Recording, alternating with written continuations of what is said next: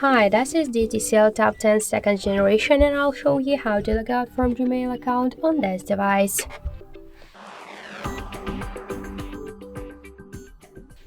So first let's open the Gmail application and then tap on the right upper corner.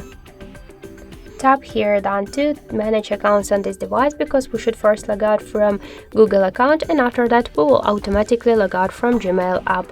So select your Google account.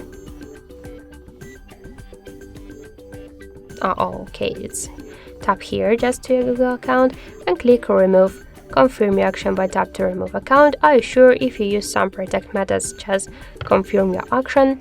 And now we just log out successfully from the Google account, so let's go back to the Gmail application, let's refresh it, and we could see that we also successfully log out from the Gmail app. So that's it, thank you for watching, and if you like this video, leave thumbs up and subscribe our channel.